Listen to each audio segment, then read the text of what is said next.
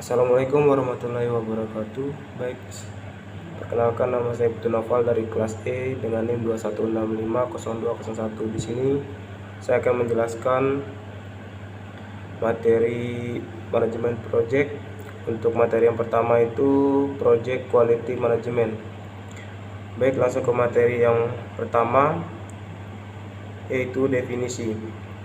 Yang pertama, manajemen kualitas proyek adalah proses yang dilakukan untuk manajemen proyek dapat memenuhi kebutuhan yang telah disepakati melalui antara aturan-aturan mengenai kualitas, prosedur, ataupun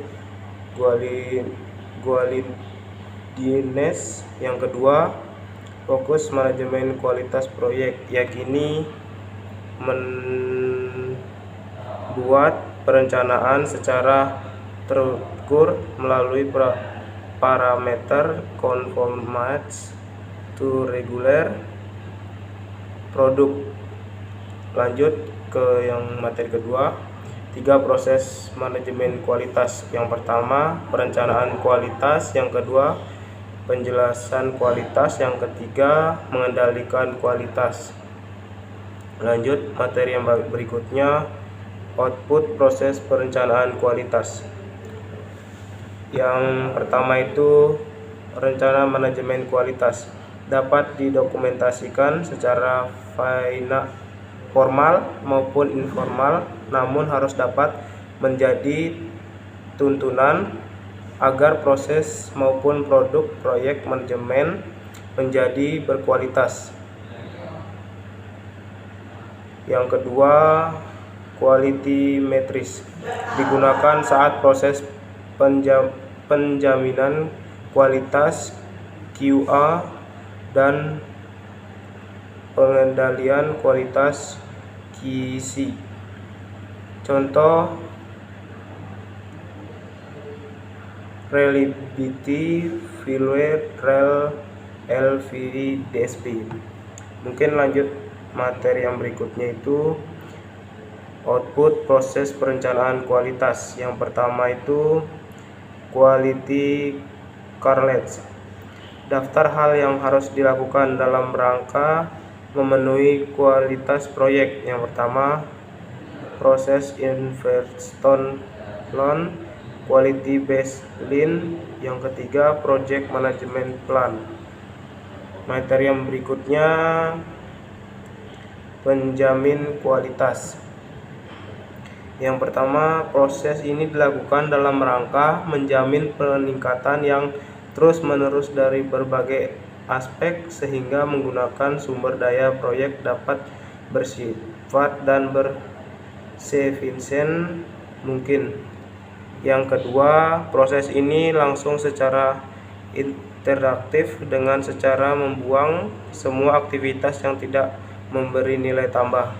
Yang ketiga, tujuannya agar proses perjalanan aktivitas merupakan aktivitas yang berkualitas.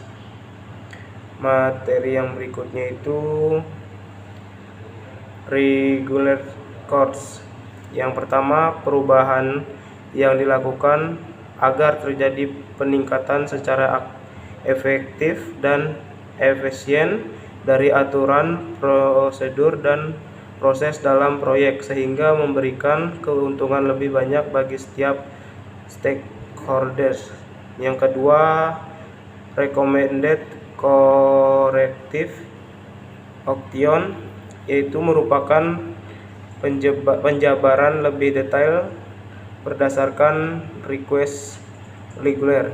Yang ketiga itu organizer processing. Yang keempat, update mengenai plan.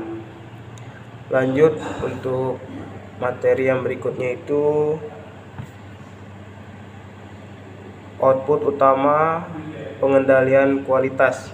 Yang pertama, keputusan baik tidaknya proyek berjalan berdasarkan baseline quality ataupun rencana pengendalian. Yang kedua, saran tidaknya kreatif atau perfektif.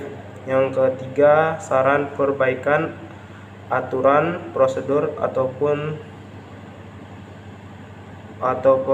proses. Yang berikutnya alat pengendalian kualitas.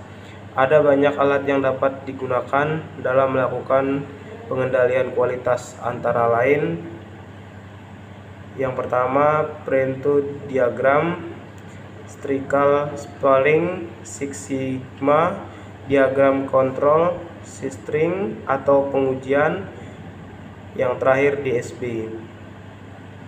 Lanjut, yang berikutnya itu statis spalling. Yang pertama metode pengambilan sampel populasi untuk memahami masalah yang ada. Yang kedua, jumlah sampel yang diambil berkaitan dengan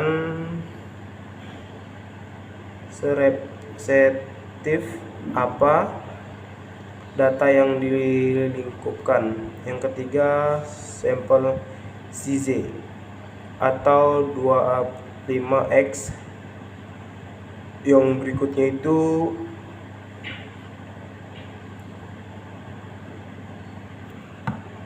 berikutnya itu Six Sigma dan statik.